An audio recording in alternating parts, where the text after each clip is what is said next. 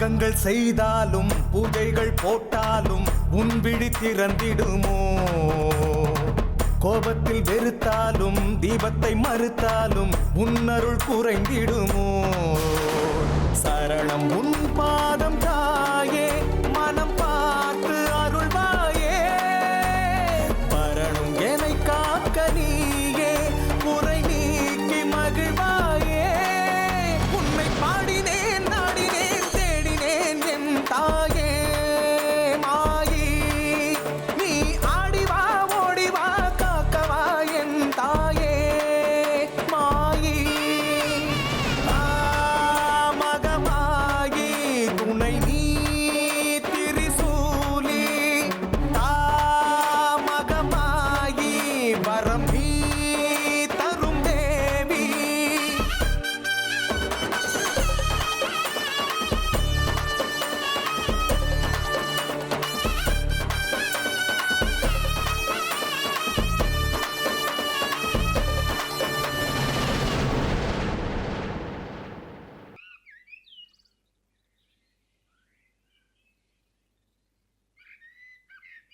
சூரிய அஸ்தமனம் ஆகிற நேரமாச்சு. இன்னும் எவ்வளவு நேரம் ஆகும் தெரியாது. சௌடியம்மன் பிரசன்னமானா தான் இங்க வருவா. வரலைனா அவ பிரசன்னம் அடையலன்னா என்ன? இத கேட்கறதுக்கான அவ்வளவு தூரத்துல இருந்து வந்தேன். ராகு காலத்துல சௌடியம்மன் வந்து வாயை திறப்பான்னு என்கிட்ட சொன்னேன். ஆமா சொன்னேன். வித்தை தெரியுங்கிற அகங்காரத்துல உங்ககிட்ட நான் வாய் விட்டுட்டேன். ஆனா உனக்கு ஒன்றும் தெரியாது. இன்னும் நீ கத்துக்க வேண்டியது நிறைய இருக்குன்னு அந்த அம்மன் ஒவ்வொரு நிமிஷமும் எனக்கு ஞாபகப்படுத்துறா. உங்க தவத்தோட லட்சியம் கடைசியா நான் உங்ககிட்ட கேட்கிறேன், என் லட்சிய தவத்துக்கு தடங்களா இருக்கிறது யாருன்னு தெரியுமா இல்ல தெரியாதா? தெரிய வரும்னு நம்பிக்கிட்டு இருக்கேன். எதையும் தெல்ல தெளிவா உறுதியா சொல்லவே மாட்டீங்களா? இந்த வாழ்க்கைக்கே உத்தரவாதம் இல்லை, அப்புறம் எதுக்கு நான் உங்களுக்கு உத்தரவாதம் கொடுக்க முடியும்? உங்க சௌடியம்மனை வர சொல்லுங்க. இதுக்கு மேல எனக்கு பொறுமை இல்லை. ஓ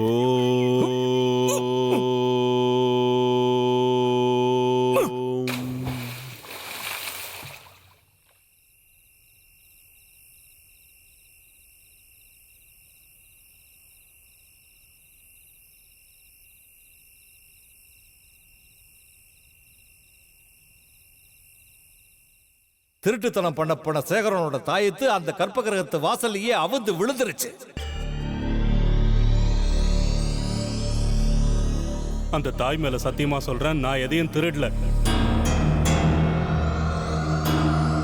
சேகரனும் அவனோட குடும்பத்தில் உள்ளவங்களும் தண்டனையை ஒத்துக்கிட்டு இந்த ஊரை விட்டே வெளியில போகணும். இதுதான் இந்த பஞ்சாயத்தோட தீர்ப்பு. வேலையை விட்டுட்டு ஊரை விட்டு போன்னு சொன்னா நாங்க எங்கெங்க ஐயா போறது?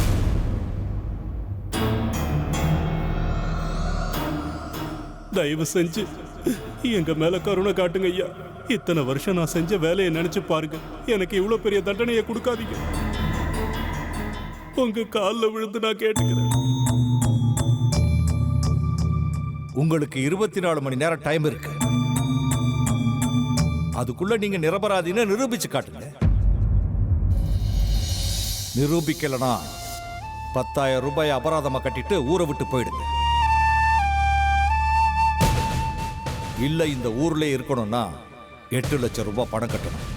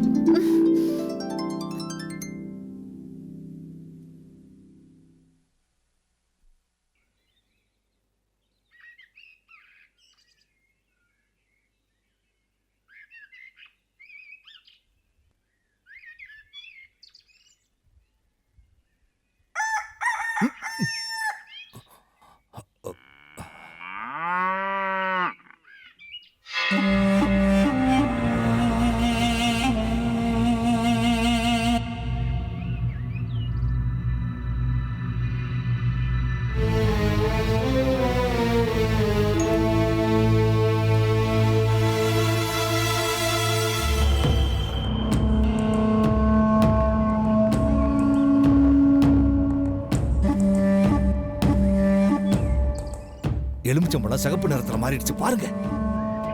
என்ன தூக்க வேண்டி இருக்கு? அங்க பாருங்க, எலுமிச்சம்பழம் சிகப்பு நிறத்துல மாறி இருக்கு. சௌடியம்மன் வந்துட்டா, சௌடியம்மன், சௌடியம்மன் வந்துட்டா. நான் கூப்பிட்ட குரலுக்கு சௌடியம்மன் வந்துட்டா. என் தவத்துக்கு தடங்களா இருக்கிறது யாருன்னு கேளுங்க. ஐயோ, நடுவுல தூங்கிட்டேன்ல, விழுப்பாயிடுச்சு. நான் போய் குளிச்சுட்டு வந்துடுறேன். போய் தண்ணியில குதிங்க.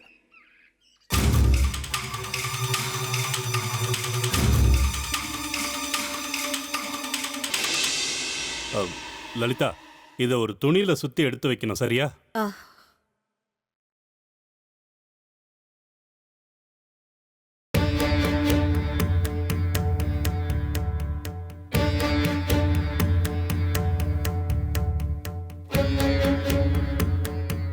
ஊரை விட்டு போறதுக்கு முன்னாடி ஒரு விஷயத்த சொல்லிட்டு போறேன். அறியாத வயசுல மனசுக்குள்ள 1008 ஆசைகள் வரலாம். ஆனா பக்குவம் வந்ததுக்கு அப்புறம் அதெல்லாம் தப்புன்னு நமக்கே தோணும். இப்போ வாழற வாழ்க்கை தான் கரெக்டுன்னு நமக்கு தோணும்.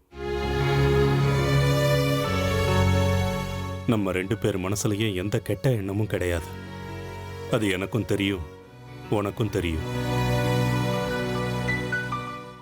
அக்கா புருஷங்கிற பாசம் உனக்கு இருக்கு. ஆனா மத்தவங்க அதை தப்பா நினைக்கிறாங்க. ஜக்கி உன் மேல ரொம்ப பாசம் வச்சிருக்கான். இனிமேலாவது அவன் கூட ஒத்துமையா குடும்பம் நடத்து. குழந்தைங்க பிறந்தாதான் வாழ்க்கைக்கு அர்த்தமே. ஜக்கியும் மனசு திருந்திடுவான்.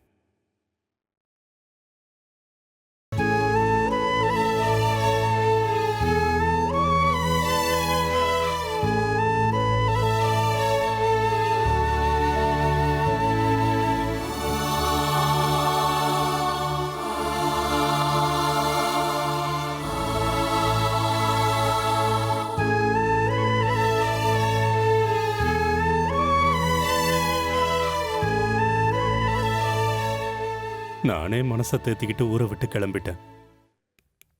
நீங்க எதுக்குமா அழுதுகிட்டு இருக்கீங்க? நம்ம வீட்டில் வயசானவன்னு ஒருத்தி உக்காந்துருக்காளே, ஒரு நாளாவது கோயிலிருந்து இலவசமா பிரசாதத்தை கொண்டு வந்து கொடுத்துருப்பியா நீ? அப்படிப்பட்ட ஒன்று திருடன்னு பட்டம் கட்டி ஊரை விட்டு அனுப்புறாங்களே. எல்லாம் தெரிஞ்ச அந்த தாயே எதுவும் பேசாம அமைதியா இருக்கா. மனுஷங்களை சொல்லி என்ன பிரயோஜனம்மா?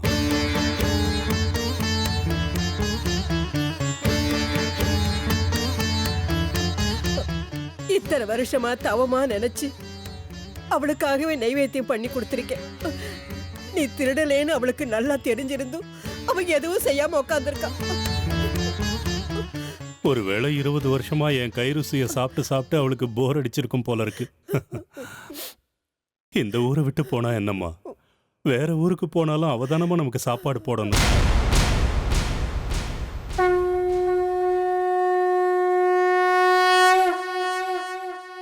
₹10,000 பணத்தை கட்டிட்டா இந்த ஊர்ல இருக்கவும் முடியாது, ஊரை விட்டு போகவும் முடியாது. திரிசங்க ஸ்வர்க்கம் தான் நம்ம நிலைமை. முதல்ல வீட்டுல எவ்வளவு பணம் இருக்குன்னு பாரு. சில்லறை எல்லாம் சேர்த்து வச்சாலும் ₹4,000 தான் வருது. மளிகை கடை சீனிவாசம் ஒரு ₹3,000 கொடுத்து அனுப்புறேன். கொடுத்து அனுப்பியிருக்கான். அப்பவும் ₹7,000 தானே வருது. சாமி கிட்ட இருக்கிற உண்டியலையும் உடைச்சிட்டேன். ₹1000க்கு ₹20 குறையுது. உண்டியலை உடைச்சது சரியோ தப்போ தெரியல.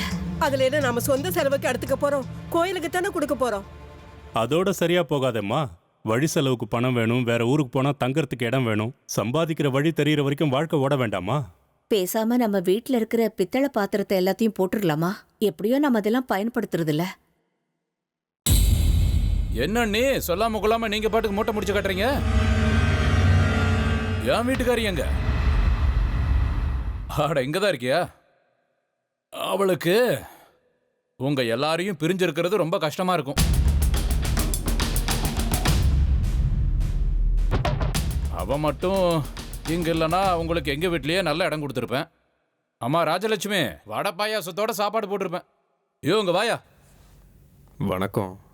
இந்த ஆளு தான் குண்டா பட்டா சமையல்காரன். ரொம்ப அருமையா சமையல் பண்ணுவான். இப்போதைக்கு எனக்கே வேலை இல்லை. நாங்க ஊரை விட்டே கிளம்புறோம். அங்க ஏதாவது வேலை கிடைச்சா சொல்லி அனுப்புறோம். அவனுக்கு வேலை வாங்கி கொடுன்னு கேட்கறதுக்காக கூட்டிட்டு வரல. உன் இடத்துக்கு அவன் வர்றான்.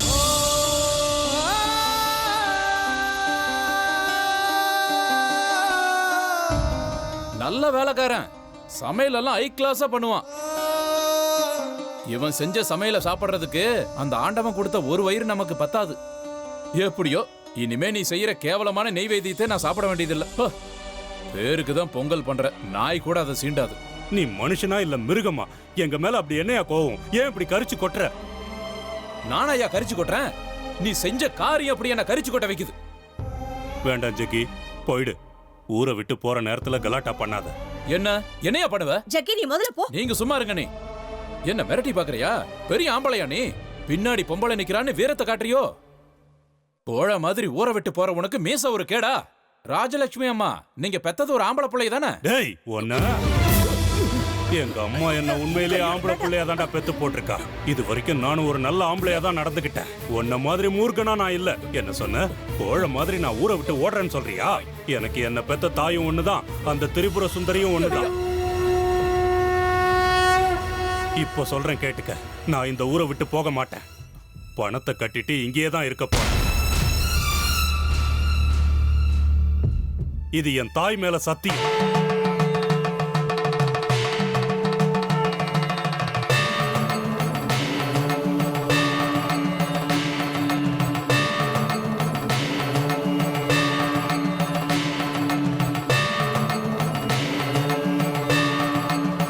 आदित्यहृदयं पुण्यं सर्वशत्रुविनाशनं जयावहं जपे नित्यं अक्षयं परमं शिवम्.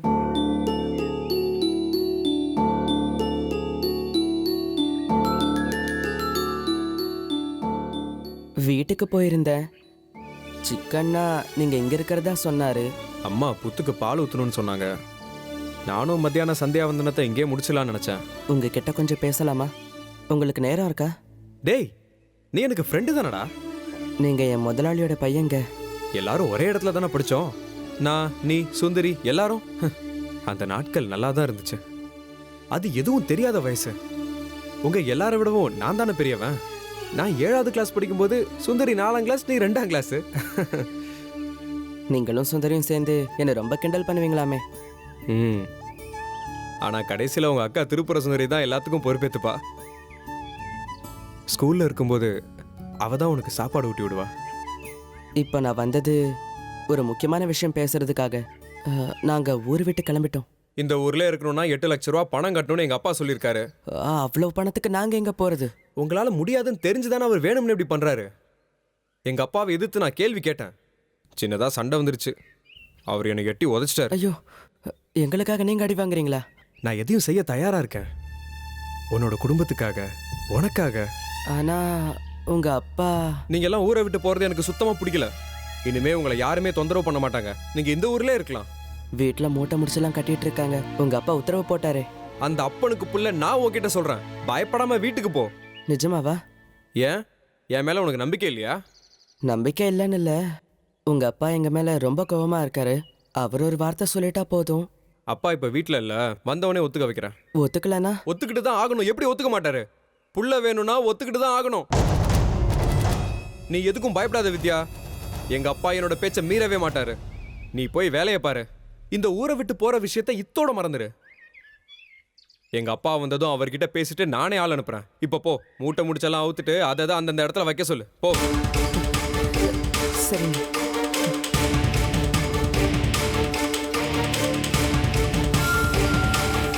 டேய், அந்த புள்ள மனசுல தேவையில்லாத ஆசையை தூண்டி விட்டு அனுப்புறியே, இது உனக்கு தப்புன்னு தோணலையா?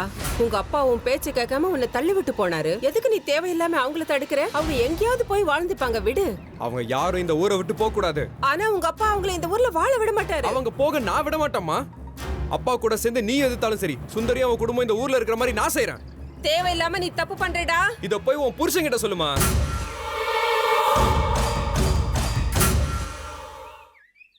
ஒரு முழுக்கு போடுறதுக்கு எவ்வளவு நேரம் உனக்கு? என்ன சொன்னீங்க? முழுக்கு போட்டு வரதுக்கு எவ்வளவு நேரம் எடுத்துப்பீங்கன்னு கேட்டேன். என்ன பார்த்து உரிமையில பேசுனீங்கல்ல? உங்களை நம்பிக்கிட்டு இருந்தா என்னோட நிலைமை அவ்வளவுதான் போல இருக்கு. நம்பாதீங்க. நம்பிக்கை இல்லாத இடத்துல எனக்கு எந்த சகவாசமும் தேவையில்லை. என்னது?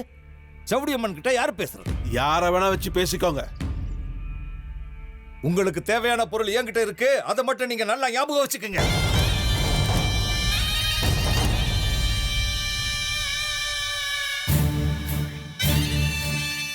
4 வருஷமாச்சு. நானும் எப்படியெல்லாமோ கேட்டு பார்த்துட்டேன். இன்னும் கொடுக்குறீங்க. இதுக்கு மேல நான் காத்திருக்க மாட்டேன். உங்க சகவாசத்துக்கு ஒரு கும்பிடு. நில்லுங்க. எனக்கு தடங்கள் யாருன்னு தெரியற நேரத்துல இப்படி மூஞ்சியை திருப்பிக்கிட்டு போகாதீங்க. நம்பிக்கையும் கௌரவமும் இல்லாத இடத்துல நான் இருக்க மாட்டேன். நான் இப்பவே சௌரியம்மனை திருப்பி அனுப்பிடுறேன். ஒரு சின்ன விஷயத்தை எதுக்கு பெருசு பண்றீங்க? சரி, நான் உங்ககிட்ட நடந்துகிட்ட விதம் சரியில்லை தான். நான் தப்பு பண்ணிட்டேன். அதுக்கு மன்னிச்சிடுங்க.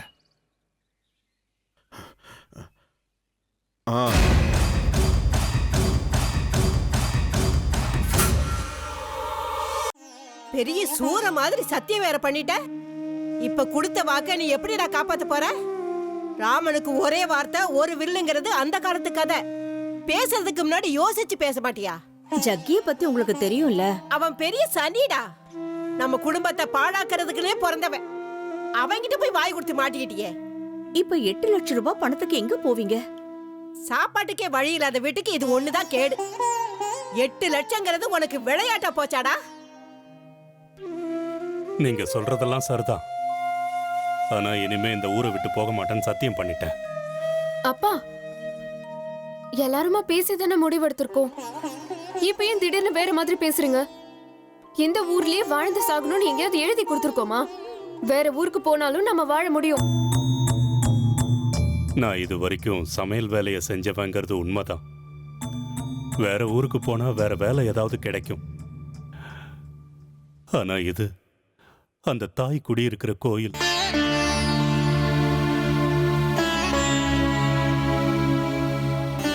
உனக்கு தெரியுமோ தெரியாதோ, எங்க அப்பா ஸ்ரீ சக்கரத்தை ஆராதிக்கிறவரா இருந்தாரு. நான் பிரசாதத்தை செஞ்சு கொடுத்துக்கிட்டு இருக்கேன். இது ஒரு தவம்னு சொல்ல முடியாது. இதை ஒரு சேவையா நினைச்சு செஞ்சுக்கிட்டு இருக்கேன்.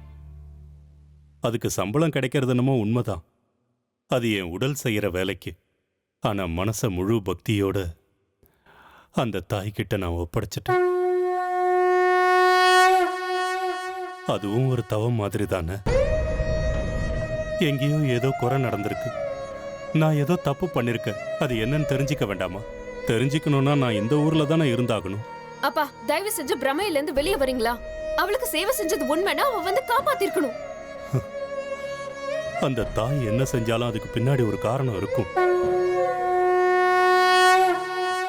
என் நாக்குல வந்து உட்காந்துக்கிட்டு நான் இங்கதான் இருப்பேன்னு சொல்ல வச்சிருக்கான்னா அவ மனசுல ஏதோ இருக்கு. அப்பனா சரிப்பா, அவ வந்து 8 லட்சத்தை கொடுக்கறாளான்னு பாக்குறேன். அந்த தாய்க்கு 8 லட்சம் பெரிய விஷயம் இல்ல. அதுக்கும் வழி காட்டுவா. எனக்கு என்னமோ இனிமே அந்த தாய் காப்பாத்துவாங்கிற நம்பிக்கை எனக்கு இல்ல. நாம மூழ்கி போயிட்டு இருக்கோம்னு தான் தோணுது. ஏம்மா? வீட்டுல இருந்த ஸ்ரீ சக்கரம் தொலைஞ்சு போனதுனால மனசுக்குள்ள என்னமோ பயம் வருது சேகரா. நீங்க என்னம்மா சொல்றீங்க? ஸ்ரீ சக்கரம் தொலைஞ்சு போச்சா? எல்லா இடத்துலயும் தேடி பாத்தீங்களா? அப்பா பிரதிஷ்டை பண்ணதுமா அது? ஸ்ரீ சக்கரத்தை பத்தி அப்பா பெருமையா பேசியிருக்காரு. அது தொலைஞ்செல்லாம் போகாது, நம்ம வீட்டை விட்டு அது எங்கேயும் போகாதுன்னு அப்பா சொன்னாரு. இப்ப எங்கம்மா போச்சு? அந்த தாயே நம்ம வீடு வேண்டான்னு விட்டுட்டு போயிட்டாடா. இல்லைன்னா உன் பொண்ணு அவ வேண்டான்னு தூக்கி எறிஞ்சிருப்பா. என்னத்த சொல்றது?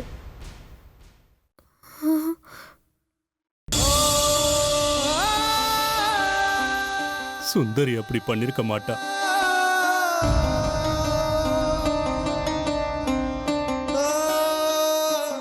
தாயே சக்கரேஸ்வரி,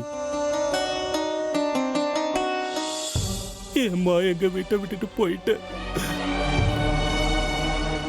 திருட்டு பட்டம் கட்டி வேலையை விட்டு அனுப்ப வச்சிட்டீங்க. உண்மையான மனசோட உனக்கு சேவை செஞ்சுக்கிட்டு இருக்கேன்ல, என் சேவை உனக்கு பிடிக்கலையாம்மா? அப்படி என்னம்மா நான் பெரிய தப்பு பண்ணிட்டேன்? நீ ஏன் இப்படி பண்ண?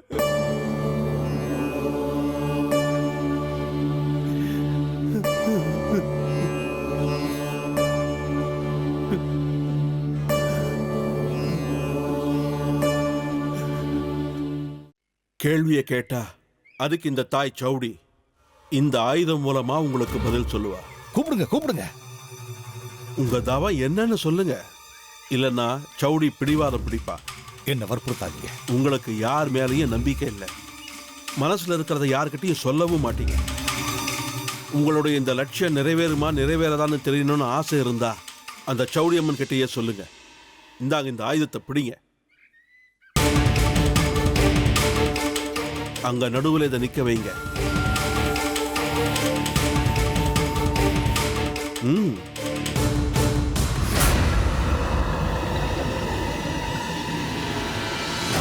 இப்போ உங்க மனசுல இருக்கிற கேள்வியை கேளுங்க. சௌடி அம்மன் உங்களுக்கு பதில் சொல்லுவா. தாய் சௌடி, பல வருஷங்களா நான் ஒரு தவம் இருந்துகிட்டு இருக்கேன். அது நிறைவேறுமான்னு சொல்லு தாய்.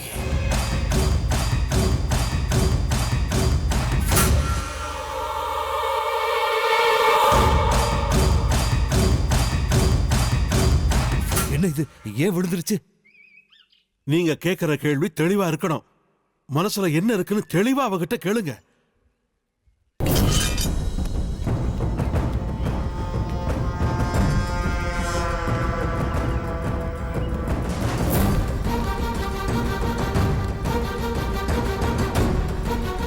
என்னோட தவம் பலன் கொடுக்க கூடாதுங்கிறதுக்காக யாரோ தடங்கள் பண்ணிக்கிட்டு இருக்காங்க.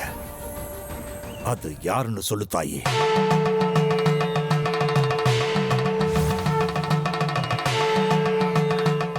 நான் என்னம்மா அவ்வளோ பெரிய தப்பு பண்ணிட்டேன்? நீ ஏன் என்ன சோதிக்கிற?